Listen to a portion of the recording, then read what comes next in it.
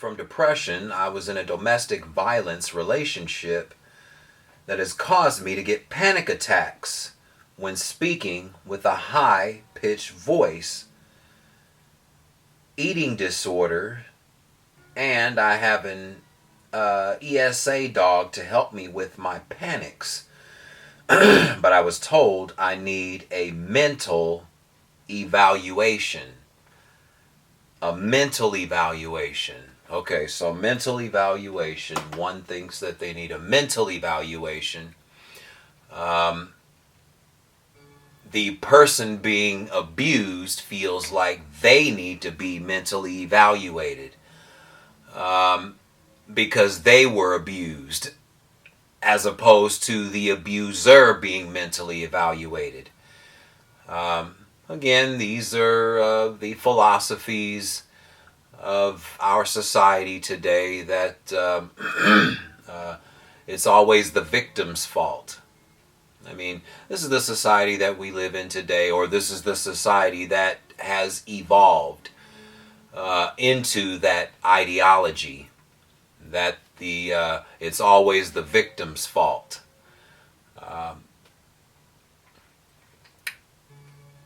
I've interviewed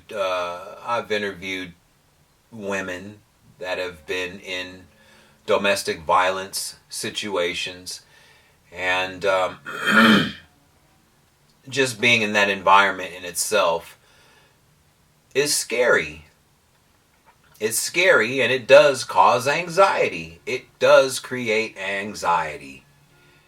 And the thing is that most people don't allow themselves to separate from the domestic violence. I mean, they allow it to continue and continue over and over and over again. Many people have had experiences that have created a belief that this is the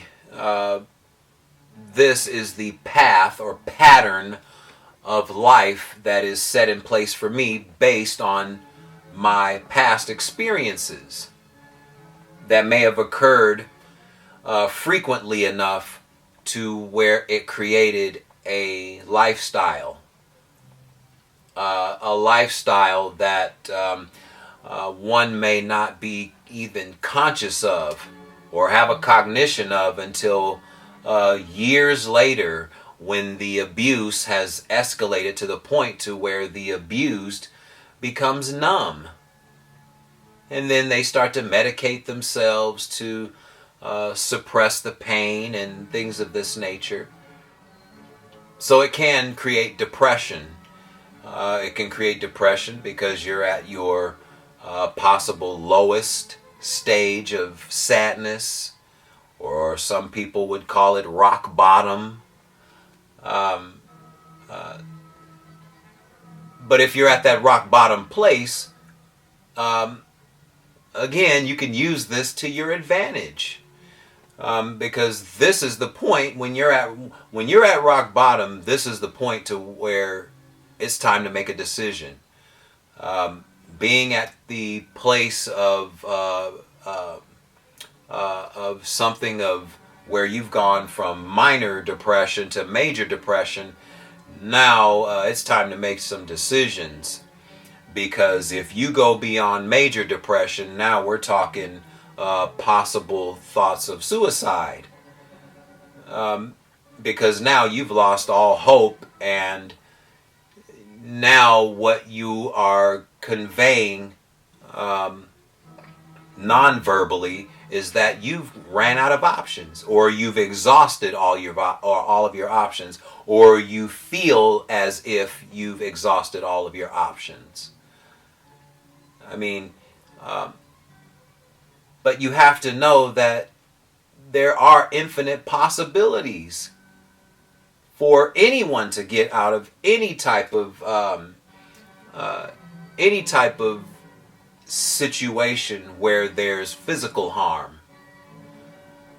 Because when anyone feels or believes that they have to resort to physical harm as resolve, then yes, that person may want to consider being mentally evaluated. But at the same time, anyone that feels that physical violence is an option, again, we have to now look back at their history and what sparked the idea that physical harm is a way or option of resolve. I mean, who planted that idea? And obviously the idea was revealed at such a frequency that now the person believes that this is the way of life.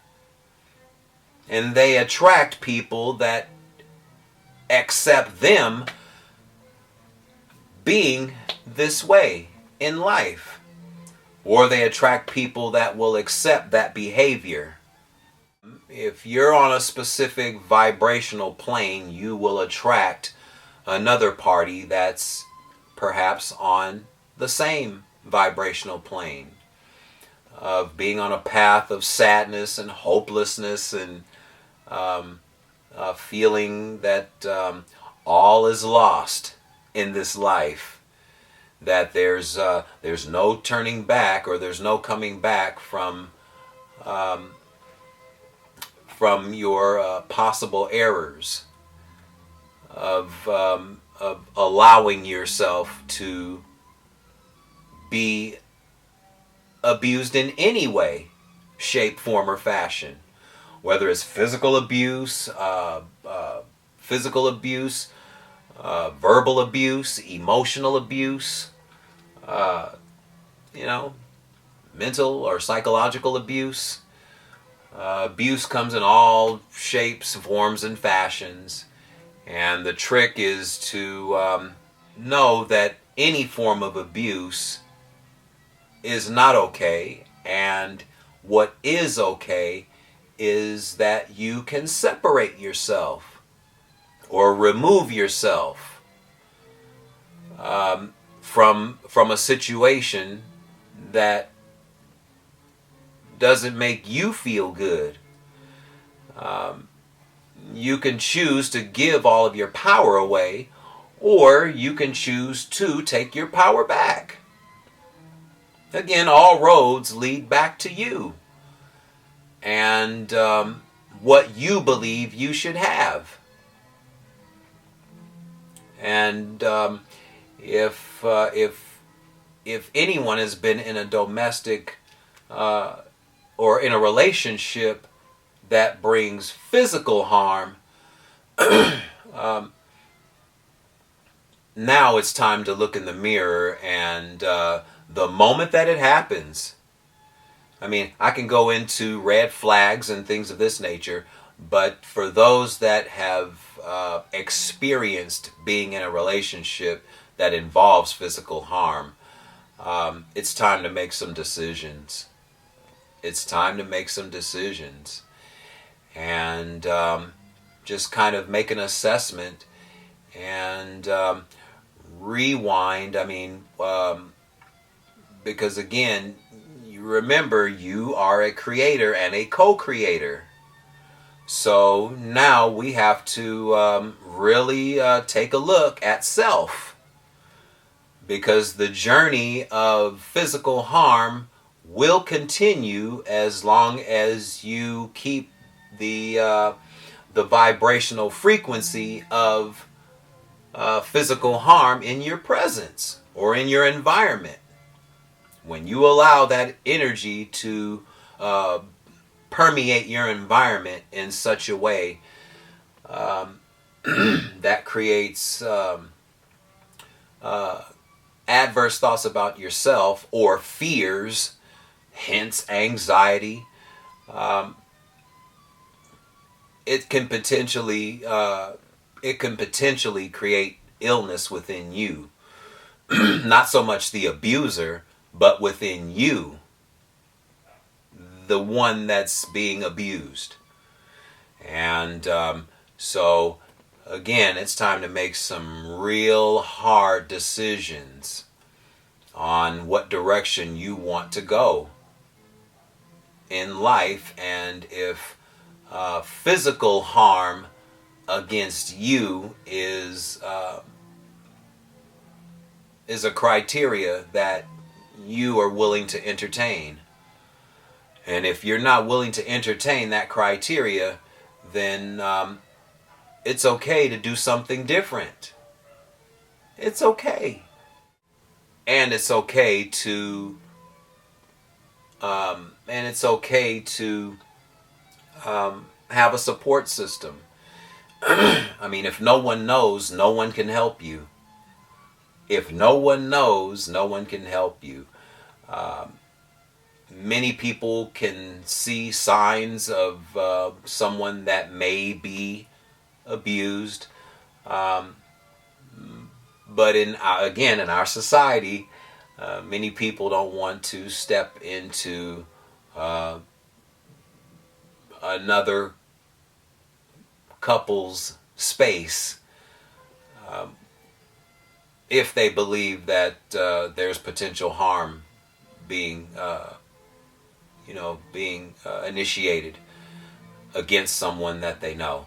So it's okay to express that you're being physically harmed by your significant other, and it doesn't feel good, and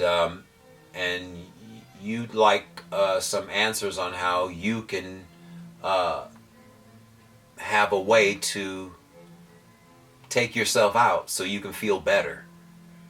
Take yourself out of the relationship so you can feel better, or you can start to feel better about you again, because being physically abused in a relationship, it zaps the energy right out of you.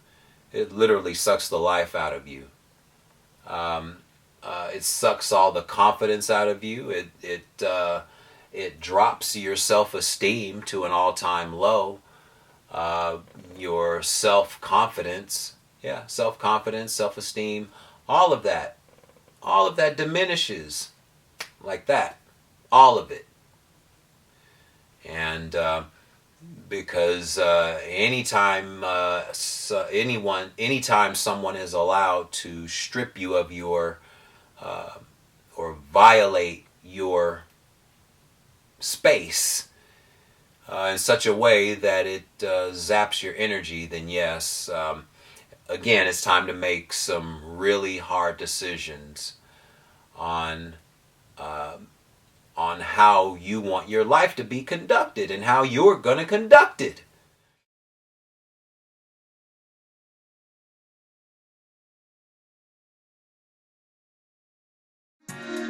Thank you for tuning in to part 1 of the Counsel Clips.